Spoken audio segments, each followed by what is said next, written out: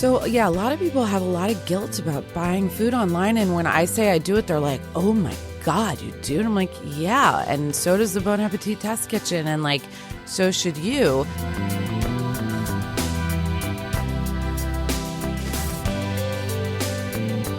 You're listening to the Taste Podcast. I'm Editor-in-Chief Matt Rodbard, here with Senior Editor Anna Hezel.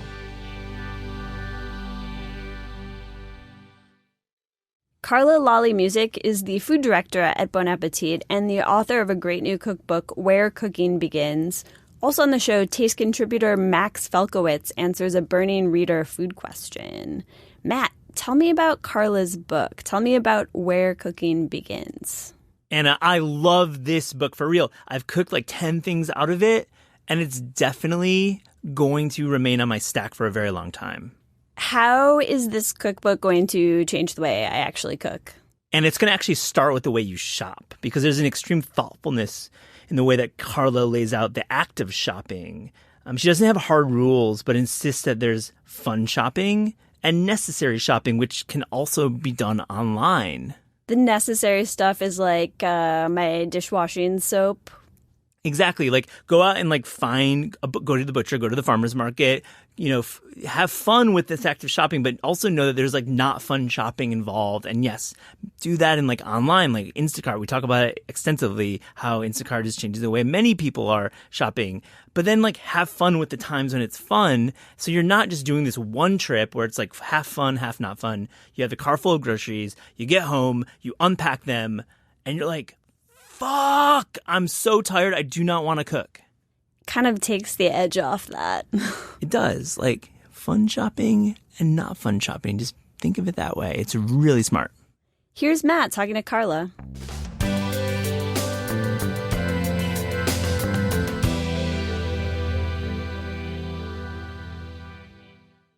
Carla Music, welcome to the Taste Podcast. Thanks for having me. I've made about 14 of the recipes from... You're my MVP, I think. I think you have been the steady, consistent achiever. Well, honestly, we do a lot of books here at Penguin Random House, Clarkson Potter, 10-Speed Press. We have affiliation with them. And we see a lot of books, but rarely do I find a book that I want to make multiple things from. We'll get into the recipes. Amazing. Why do you think I'm such a fan? That is a great question. I think you've been very enthusiastic. I think, why are you a fan? I think that, cookbooks are weird. People will cook from them and sort of flip around and scattershot. But what I noticed with you is you made one recipe and it was like, well, that was good. That worked out. Let me try another one. And then when you do a few and they're working, yes, right? There's a lot in recipe development about trust and, spending money on ingredients that it better work. You know what I mean? Absolutely. You better work. and you've said it so brilliantly. I wanted you to kind of articulate that because they have worked. I mean, the sweet potatoes with tahini butter has worked 3 times because I've made it 3 times. That's awesome. We will talk about the book, but I wanted to back up a little bit and talk about your time at Bon App. I you guys, you and your team in the test kitchen are celebrities now. I'm serious. I'm enjoying I think we're on minute 13 of 15 and I'm super happy about that. So enjoying what has happened, the timing between the book and what's been happening with our Bon Appetit on YouTube. Yeah. I did not see that on the horizon when I was, diligently kind of plugging away at my proposal. Mm-hmm. But the two things coming together has been really incredible. So just having people who watch us on YouTube, but then know about the book. And there's been this great kind of, kinetic energy around that. Listener, if you haven't checked it out, there's Carla and her team. You've got Brad there. You've got Priya there once in a while. You've got, who else? Claire Saffitz and Molly and Chris and Andy. Yeah. And Andy. And I have made this comment privately, but never on the podcast. It's like it's like the new Food Network, but it's the way the Food Network should have operated. So that's funny because for me as an OG Food Network person, I worshipped, Sarah Moulton and Too Hot Tamales and those shows where people just cooked. I thought was so exciting because they were cooking in real time and just sort of sharing this information. And then I think we went into an era, not to knock Food Network, of like the competitions and the things and the stages and the like a lot of fanfare and entertainment around it.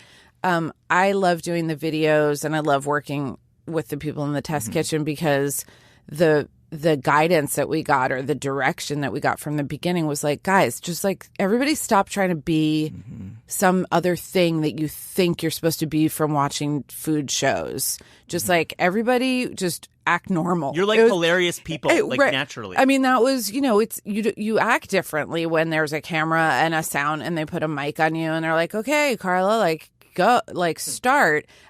So it took a really long time just to kind of be normal. And it was our boss, Adam, was like, guys, everybody just like stop acting so weird. Just be normal. And I think, ultimately people will ask me all the time, like, oh, it looks like it's so much fun in the test kitchen, just the way that you, and I'm like, it is that much. Like, we all really like each other. Yeah. You can't put an ensemble like together and be like, let's make a show with like this person, that person. Pass the chem check. Yeah, exactly. Chem test, and when we hang out, it's like, this is what we talk about anyway, But that I think was the biggest hurdle to get over was like, what should I be like? And then it was like, just don't be like anything, Are you going to expand it out? I mean, you're around 8 to 12 minutes usually. Are you going to expand it out into 30s and 60s? We have a series launching, a new series from the Bon Appétit, which is on our streaming app. So OTT, baby. OTT, which I was like, what is it? They're like, we're doing an OTT thing. I was like, cool, what is it? I know. Over the top is what it stands for. It's the box that sits on top of your cable box. Exactly. It's how we're going to basically watch television in the future. So if you have Roku or Android or something else or Apple TV and search for Bon Appetit, those are launching there. And the series that I was on is called Making Perfect Pizza. Oh. And we actually, those episodes I think are in the 20 to 30, but I got to go to Italy. So that was pretty, they don't like do that for my average, like how to make a steak video. Molly and I actually go to Italy. It was pretty crazy. Naples or Rome or North? We were in Campania. Yeah, hanging out with some buffalo. I want to talk about Where Cooking Begins. It's such an apt title because you do talk a lot about shopping, where cooking begins. And I wanted to kind of quote one of your tenets. Shop in person for the food that excites you. Shop small, shop often. So give me an example of like the often and the small. Yeah, the things that I want people to shop for in person and to kind of refocus the way you shop for food and use those in-person trips for produce, protein, fish, meat, bread, maybe like a special cheese if you're doing like a cool cheese board. Things that like really matter if you pick them out versus someone else picking them out for you. So fish and meat, like some things are great one day and like not great another. And produce like comes in and out of season and might have been handled really well or might have been like sitting on the shelf for longer. So that's what I really, when I go into a store, stay on the perimeter, right? And like focus on your protein and your produce. And if you do that, you need it. It only works if like at home, the things that you don't really need to shop for in person are also kind of already there. So in my like quest to walk through a grocery store without even getting a shopping cart, that's like the real, that's like one of my secrets is like I don't pick up the basket because when I do, I just inevitably am like, oh, like beluga lentils. Like, Carla, you don't need beluga lentils. Put the beluga lentils down. Is on the other side of that is I shop online for like all of the things that come in a box, a bag, a jar, or a can. So it's not that I think everybody should cook every single thing from scratch or only eat produce and protein. It's that I want to go home and have my canned tomatoes, my canned beans, my coconut milk, my hot sauces, and my mustard, oil, vinegar, nuts. Like those are there, and I don't need to pick them out because a can of Goya beans is a can of Goya beans. It's always going to be there. They're all great.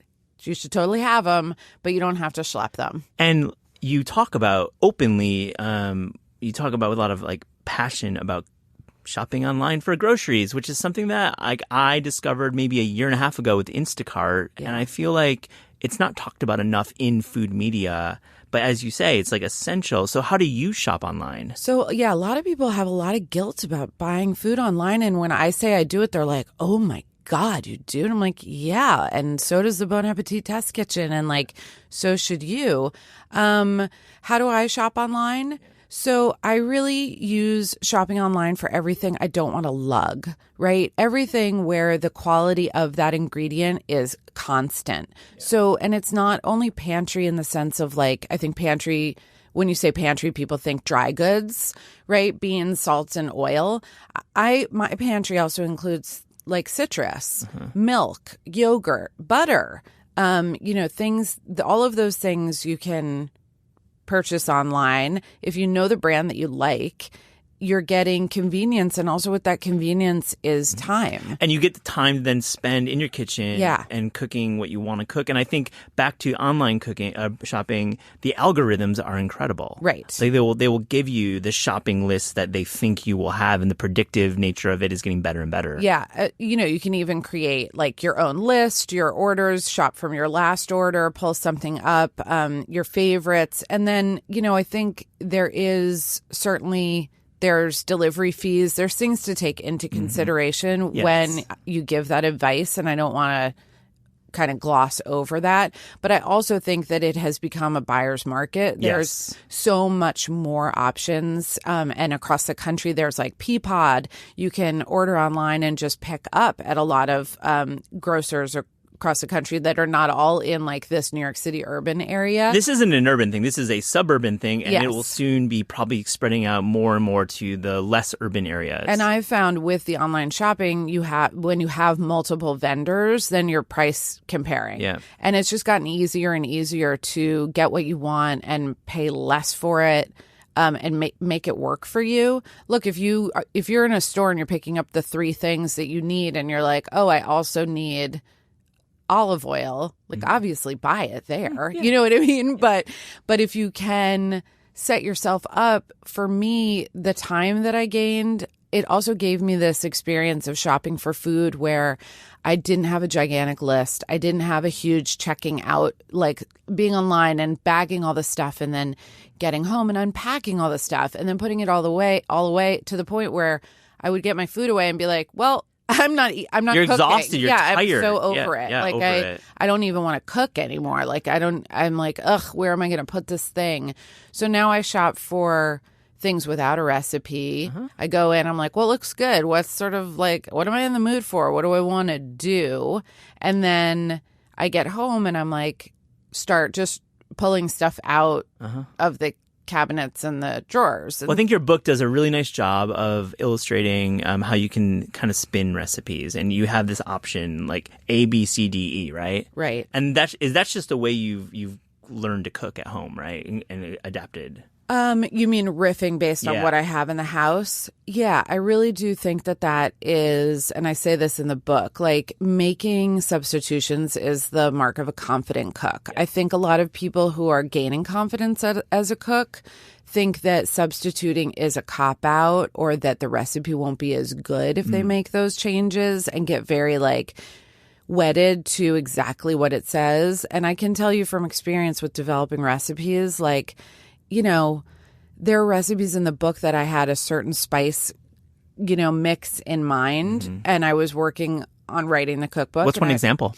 There was one recipe that actually didn't make it into the book for another reason, but I wanted to do like a pan-roasted carrot with turmeric and chili. And I was like, had the whole idea, and I was like, yeah, turmeric, the thing, I'm going to get them brown, I'm going to bloom the spices, I'm going to saucy glossy, whatever. And then I opened the drawer and I was like, don't have turmeric. And I was like, Carla, you idiot. Like this whole day you've been like conceiving this thing in my head. And it was one of those moments early on when I realized like, I'm not going to the store to get turmeric right now, because I wouldn't ask a reader to do that either. I would want them to kind of figure out a substitution. But we as home cooks, we freak out. Yeah. We freak out. We're like, oh my God, I'm done. Destroy this recipe. And that's also based on a lot of feedback that I've gotten from recipe, users and readers who are like, I don't have the half teaspoon of smoked paprika. And it's like, don't worry about it. And people are like, what do you mean? It's in the recipe.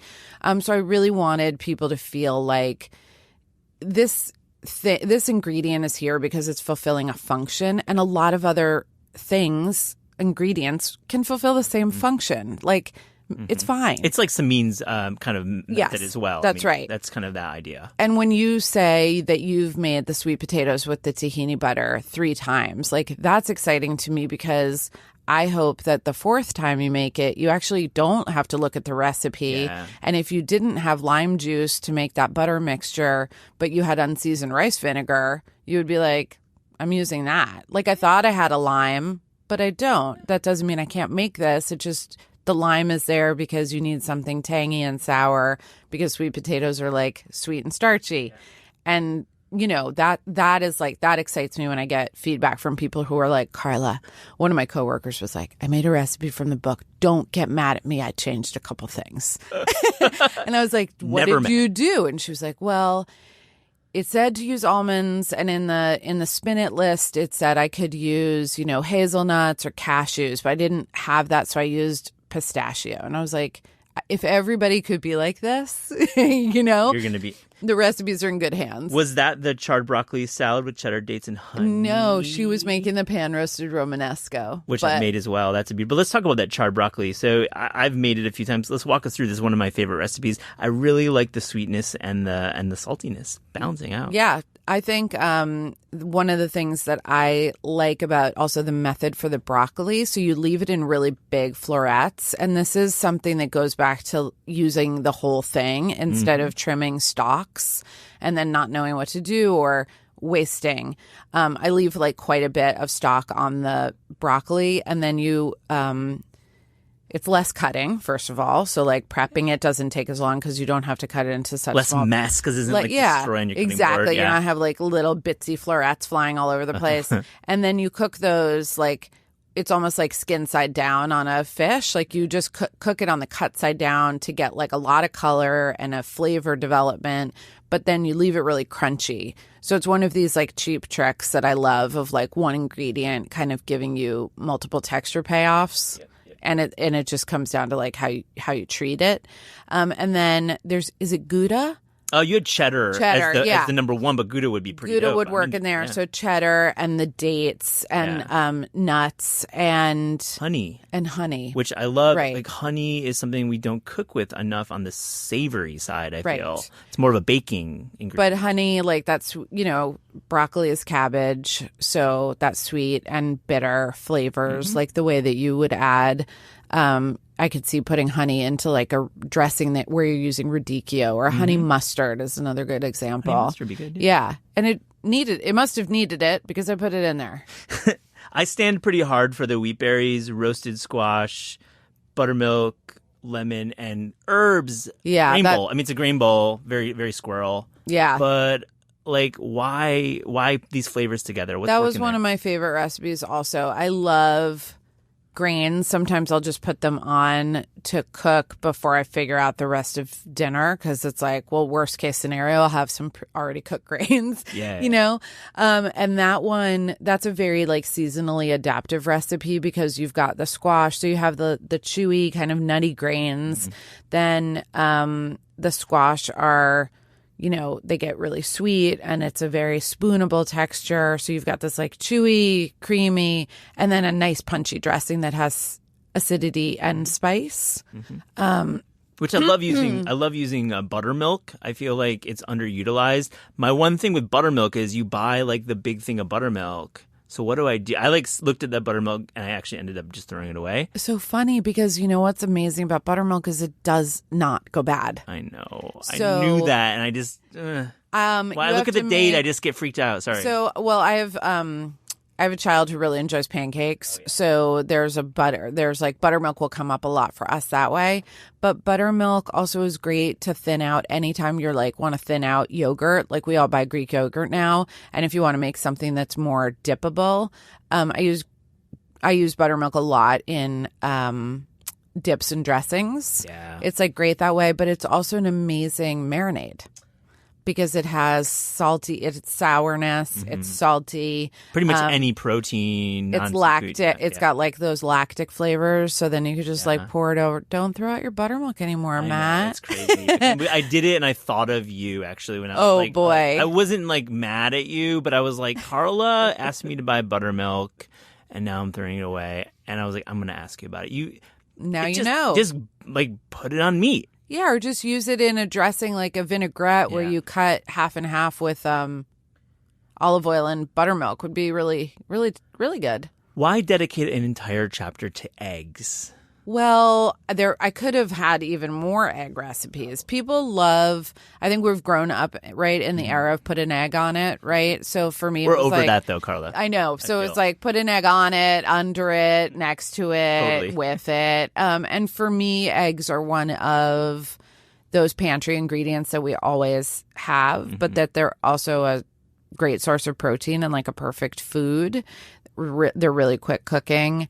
And so they come into play in a lot of meals. They're like a dinner solution, I think. Yeah. I love eggs. What's one of your favorite recipes from that chapter? I think no one talks about it. It's one of my favorite pictures in the book too, that carbonara stracciatella, which is like all the flavors in carbonara, but done as kind of an egg drop soup or a stracciatella soup. So it's got bacon and it has this like really salty broth, but then it can't all be sort of richness and parm. So there's lettuces that you put in the bowl and then you just sort of spoon the hot soup over it. And I don't know. I also am like kind of love the idea of lettuce soups and wilting lettuces. Well, there's multiple textures going on. And I feel like you've articulated this previously. Multiple textures is really key to a great recipe, right? Yes, definitely. And that one's got, the silky egg, a spoony broth, there's chewy bacon in it, and then you have this wilted kind of lettuce that's giving you freshness, but also gets tender as it sits. I really like that one, and then a lot of black pepper on top. We should make more egg drop soup. I love it. And lettuce, too. Are you know. working on any lettuce features in the test kitchen? Lettuce no, we're starting to think about spring. Yeah. And if we're going to do a spring story that we shoot, we like to, spring and summer like really pays off if you shoot them. And this is for next year. And it would run in like spring 2020. Yeah. I love how that sounds. Yeah. Oh, yeah. Spring 2020. I want to hear a little bit about your previous career in restaurants. Sure. You worked as a chef, and I think it clearly shows in your cookbook writing and in your future cookbook writing. You maybe will tackle this more, but do you miss working on the line? I do a lot of times, actually. That was not the best paying job I ever had, but it was definitely the purest job I ever had, because you would go in and every day starts over. And right, you don't carry things from the day before unless you've prepped them or whatever. But every day starts with a new round of service and food that has to be made. It was very immediate. It was high adrenaline. I was never bored. And I just, for a long time, because I worked as a line cook straight out of culinary school, I kind of just couldn't believe that they were paying me to cook. I was like, this is insane. Like, they're not paying me a lot, but they are paying me to cook, which for me was an education. And you loved the act of cooking and yes. just the completion from A to B to C, right? Totally. I thought the wholeness of it, like someone comes in, they are hungry, they ask for food, you cook it, they eat it, the plate comes back. And I worked in restaurants where the bussers were all trained to show the chef at the line, at the pass, the plates. So like you would see plates come back empty, plates not coming back empty. And it was like this beautiful little life cycle. And I also really loved the adrenaline of it. I loved like the physical nature of that job. I'm sort of like a futzy person. Like I can't sit still for too long. And I realized looking back on it that I loved it because Burn up the energy. Yeah, it was physical. It was demanding. And I also come from a place or a family where like working hard should involve some amount of suffering. So then I felt like the suffering meant that I was doing something important. You know what I mean? I was like, I'm really putting it all into I mean, this. that's still the editorial Right. job too. I mean, there's a lot of suffering in journalism, right? I feel the same way about massages, actually. yeah. Like if they don't hurt a little bit, like you're not getting your money worth. I wanted to ask you about the restaurant world, and do you see yourself ever going back to it, owning, operating? Never. No, I really don't, because I did it as a line cook, and it's like a very hard job.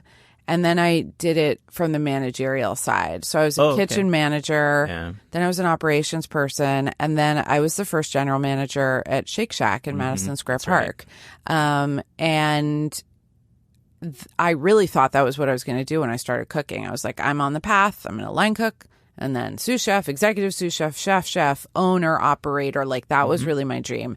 And the more time I spent in restaurants, I was like, this is a terrible business. I was like, no one should tell the people doing this, but it's like really bad. The margins are really bad. The margins are really bad. The margins at Shake Shack were incredible. Yeah. You know, maybe I got out of that one too soon. But looking back on it, I can't really imagine it. Yeah, that's straight talk, because I think people don't talk about the margins in the business, and that's why we should be paying more for our restaurant meals. That's right. And supporting restaurants. Like, it's just yet another reminder, yet another example on the Taste Podcast where it's like restaurants, they're not getting rich. Right. People are not getting rich. And I'll say that with at the same time, like the people who do it well, I have the utmost respect for. Yes. Like I love going to restaurants and supporting that industry. And I just can't imagine making it work, you know? Yeah. What was your break then to get into journalism? I mean, there must be a moment, like an inflection point where you went from GM to journalist. Yeah. So I was, after Shake Shack, I was teaching culinary management and I was consulting. I had kind of been like, it was a really intense time. And I was expecting my second child. And I was teaching culinary management at Institute for Culinary Education. And a friend of mine had a friend who became the deputy editor at Everyday Food magazine. And that friend came to me and she was like, oh, you know, my friend's hiring and she's met a lot of magazine people, but she's like just meeting a lot of people. Would you ever want to go interview? And I was like, sure. Like at the very least, I'm going to have a good story for my students, a lot of whom were in culinary management, but they were really interested in food media, and I didn't have a ton to report on that to them. So I was like, well, you're going as a spy. Exactly. I was like, at the very least, I'm going to go through like HR at Martha Stewart. Like that's going to be a trip, and I'll, you know, of course. So I started interviewing, and I would like have an interview with her, and then 3 weeks later, I wouldn't hear anything. She'd be like, oh, I come back. I want to have another, like, let's meet again. So it was like getting dragged out and dragged. And then at the end of this like very long interviewing process, she offered me the job of deputy editor, which was pretty incredible considering I had worked in book publishing straight out of college before I started cooking. So there was like a little, you know, and then I had the food experience. So it was like this first time that I was able to link the two. That was good for like probably the sign off and the upper. Like she has a little bit of editorial. Exactly. She's not just a cook. Good. And I think I got that job because she was surrounded by a lot of magazine and editorial people. And I was bringing like some other kind of information about, you know, hands-on experience about cooking and recipe developing. And you know, then I was like, well, writing a menu is not that different from writing a headline. So, and it was really that job that introed me into Bon Appetit. So I, you know, again, like couldn't have replicated the course of my career, but the fact that I can draw on the restaurant experience and the repetition of the way that I learned how to cook was through rote. You know what I mean? You get so much experience in such a short amount of time when you're searing scallops every day for 6 hours for 5 days a week. Which can be applied to journalism, yeah, of course. Exactly. Like you're doing front of book, it's January, then it's February, then it's March, then it's April. And you go over and over and over again. And I feel like I'm glad to hear this story. I hope it inspires listeners who maybe aren't in the traditional journalism world. Yeah. Journalism school, just saying, didn't do it myself. Not really a huge fan. Another day. I say that about cooking school too. Like if you end up in a good restaurant where they're willing to invest to train you, but where you need to learn good, like choose your restaurants wisely. Like you want to go somewhere where you're going to learn good habits, because you can go to work in a restaurant and learn some really crappy habits as a chef. I learned more I mean, it was great foundation, but I learned more working. Completely. That's why I couldn't believe they were paying me. Carla, I wanted to ask you, we ask all of our guests on the Taste podcast. There was a book project out there. I know your book just came out, so you probably don't want to think about making another book. But when you want to make another book, when that time comes, what is the dream project for you? Wow, that's a very tough question. It's more like, is there dream technology that would make it so that writing would be faster? Yeah. The writing was the hardest. I almost had a dream project with this one because I worked with everyone who I wanted to work with, including my sister, who was the prop stylist. Oh, cool. Like being able to collaborate with people that I respected so much in my field. From working in magazines, I had relationships with people. So when I put that team together, I was like, I can't believe this is going down like this. My dream, I do have a dream of really pushing the way that recipes are written further. I think that I was very focused on having a conversational tone in the writing, not only of like the written parts of the book, but in the recipes as well, so that, sometimes recipes are written in this very technical language. And when you read a lot of recipes, it gets really boring. It's a rubric. Yeah, exactly. It's like text, scientific text or this like other kind. And so the dream for the next book, and I definitely want to write another one, would be to somehow continue to like push that so that the recipes would be even more kind of breaking down what you're supposed to, how you're, just forget about a style guide, just like being able to explain things in a way that people really understand and can visualize. I think Where Cooking Begins does that in a way. I feel like the recipes are not larded with like words that are unnecessary. They're really intuitive. I tried to be really visually like attentive of what was happening visually in a pan while I was cooking, because a lot of it was recipes that I did know very instinctively because they're things I cook all the time. And really, you have to record, your weights and your measures and your volumes and timing. And so that was like, I always had a notepad out, but I really tried when I was cooking to like pay attention. Like what is the difference between like a dry sizzle sound and like a nice juicy enough oil wet sizzling sound, and to train yourself to listen for that so that without necessarily you're just taking in a lot more information, getting a lot more feedback from what's happening in the pot, that was a big thing for me, just because like we go off of times and like you can't go off of times. Yeah. Electric flame and a gas flame. Come on. Or like thin pan, really heavy bottom pan. That's something we don't talk about enough, is like pans actually have thickness. Big time. Like one costs $5 and one costs $75. That really hit home. I was at an Airbnb a couple years ago reporting a story. So I was staying in an Airbnb, and one morning I got up and I was like, I'm going to poach an egg before I go to the shoot. And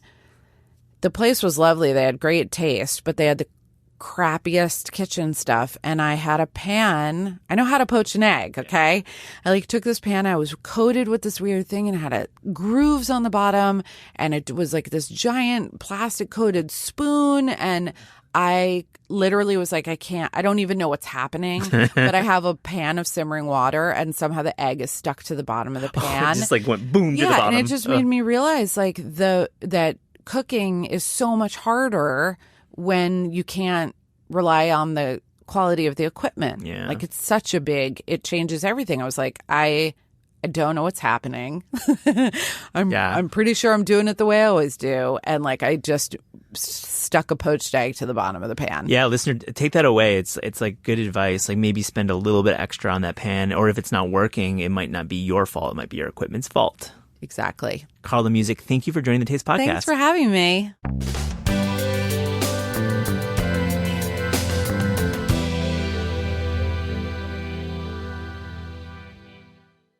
We're joined by Max Falkowitz, producer of the Taste Food Questions, which appears on the Taste Daily podcast feed. Listener, you should definitely subscribe to Taste Daily. Max, I have a question for you. do spices really expire? So the thing that makes spices taste good and makes them taste like spices is this collection of aromatic oils and other compounds that are exuded by oil sacs whenever you break open and apply heat to the seed, bark, or whatever you're cooking. And those oils degrade over time, and every time that you smell them, that's because they're leaving the food and going away. So do spices ever expire? Not really, in the sense that they won't go bad, they won't rot, they won't get moldy, they won't make you sick, but they definitely lose potency over time. And the general wisdom that most spice industry professionals would recommend is that depending on how fresh the original source of spices that you're getting, keep ground spices for around 6 months, keep whole spices for a year, maybe 2. The real problem is that most supermarket spices arrive at the supermarket already stale, because the commodities market for spices involves a lot of waiting around, and you're not. So if you're buying spices from a supermarket, use them, I would say, as soon as possible, and buy whole spices and grind them yourself. And so buying whole spices, are we talking, like, what are some spices that you should definitely really think about buying whole? So I always buy cumin seeds whole, and I don't even bother to grind them because whole cumin seeds work great on their own. I really like grinding my own cinnamon when I can, and I'll usually throw a couple sticks in a coffee grinder and keep that around for a month or 2 for like really fresh ground cinnamon. It'll completely change your perception of what cinnamon should taste like. And you're kind of in the spice trade business yourself. You work at a company called Snook, and you do some consulting. Talk about that a little bit. So Snook is an online grocery devoted to hard-to-find specialty ingredients from around the world, and it carries foods from like 2,000 foods, from spices to grains to strange vinegars to preserves. And one of the things that we specialize in is spices. We have, I think, over 400 at last count, and we are carrying some exclusive imports from Myanmar and Lebanon. And it's a wonderful market that everyone should check out. It's snookfoods.com. And we also do a lot of stories on the foods that we carry. So love it. And definitely, listener, check out the website, because there's a lot of great journalism happening there. Max, thank you so much. Thank you.